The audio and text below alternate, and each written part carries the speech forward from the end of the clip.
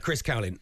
Spurs today, I think, need to win big for Ange to sort of keep his job for the rest of the season. I don't know. Would they pull the trigger, Chris? Oh, that's a good question. We've had so many managers over recent years. Seven managers in the dugout since Pochettino left in 2019. It's far too many. Spurs, it is a must-win game today. I've just got back from Germany. It was a must-win on Thursday. We got the job done. The players fell to their knees. They're absolutely exhausted. Ange Postecoglou needs help in the transfer window. We've had very little help in the January transfer window so far. That's another subject. But today is a must-win in the Premier League. The form hasn't been good enough this season.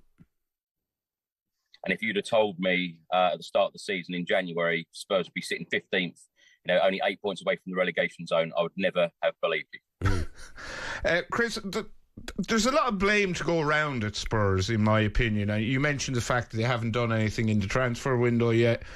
Is this Daniel Levy being Daniel Levy, leaving everything to the last minute so he can try and get deals done on the cheap, or is there something more sinister behind it? It's deeply frustrating. The fan base are deeply frustrated by the board in the way that we have done things. I think since Postecoglou has walked through the door in the transfer windows he has had, in the first one that he had last summer, it was a really good transfer window. We got business done early, which is great to see as Spurs fans because we tend to leave it late. But you've got to remember that Daniel Levy bought the football club for £22 million. And now the football club is worth near £4 billion. He's delivered a great stadium, he's delivered great training facilities, but the main focus for the fans now should be on the pitch. We should have a world-class, team. We should have world-class players coming off the bench. Will Postecoglou get the players in that he wants in this January transfer window? That is the big question. But if we want to move forward as a football club, the board needs to do things in a different way, in my opinion. I'm just going to stop you there, Chris, because Sam Allard has got today's team news. You can join us on this as well. Hello, Sam. Yes, it's two changes, Charlie, from the team that won Hoffenheim on Thursday for Spurs. No surprise, Kingsley comes back in goal for Austin.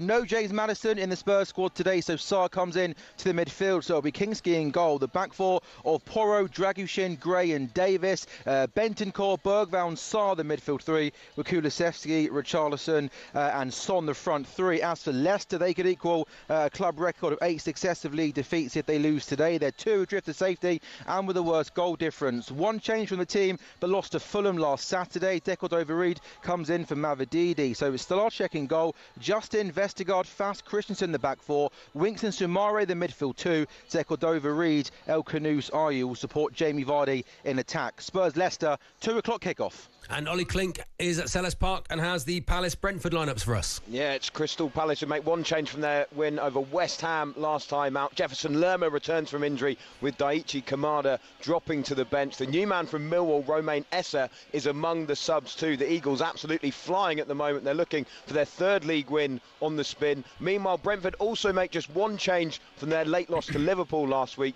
Kevin Schade comes in for Yehor Yarmouk. The Bees aren't in the best form and pretty dreadful away from home. Only Southampton have less points on their travels this season. Here are the lineups in full for Palace. It's Henderson in goal, Richards, Lacroix and Guéhi in a back three. Munoz and Mitchell are on the flanks with Hughes and Lerma in the middle. Sarr and Eze are in behind Mateta up top. As for Brentford, it's Flecken in goal, Rorslev, Collins, Vandenberg and Lewis Potter at the back. Norgard and Janelt sit in midfield with Mbermo, Damsgaard and Schade ahead of them. Johan Wissa is the man up front. It's a London derby at Selhurst Park. It's Crystal Palace against Brentford.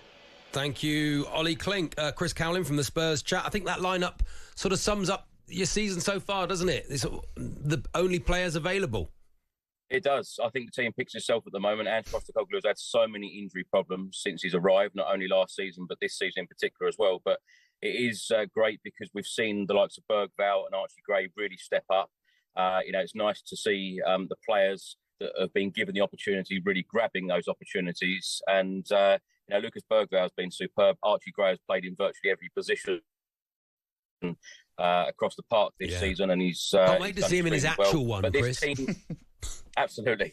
But this team, this lineup today Leicester City going into this game have lost 7 on the spin. This team today for Spurs has more than enough quality in it to get the job done. I expect a lot of goals. Perhaps we'll concede a few, but I think we'll score quite a few as well. So it should be an entertaining game. Chris, Tottenham have this reputation of being a bit of a sort of like the Priory for teams who are struggling, or the Dr. Tottenham description. I presume that rankles with you, or do you go, yeah, that's fair enough, and just take it on the chin?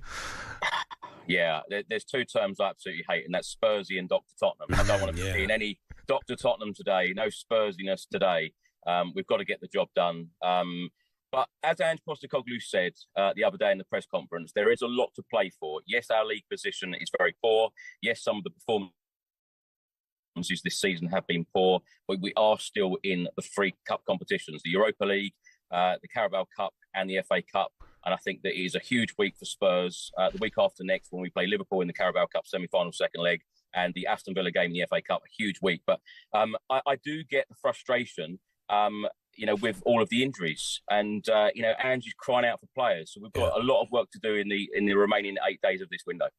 Chris, you seem fairly positive when you're talking about Ange. I'm kind of Ange bivalent. I'm happy for him to be given a crack and let him stay in charge for the foreseeable. Max is hugely enthusiastic about him. Am I right in saying you sound like you don't want to see him leave? Positive, negative, I call it realistic. I think that you've got to be realistic about our aims, our ambitions. I want to see the board show more,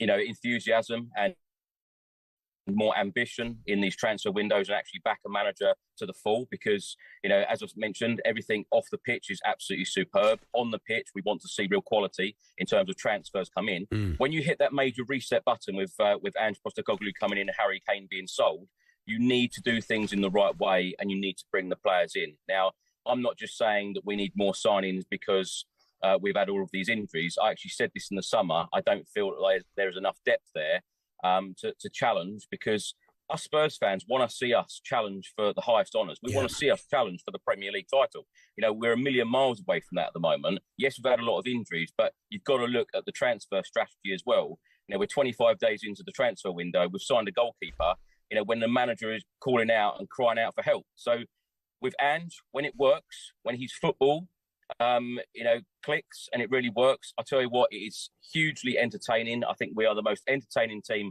for the neutral fan when Ange ball, really kicks in. But I genuinely believe and think that he hasn't had a fully fit squad for a good run of games. So it'll be interesting to see Ange Postecoglou's football when he's got a fully fit squad on a consistent basis.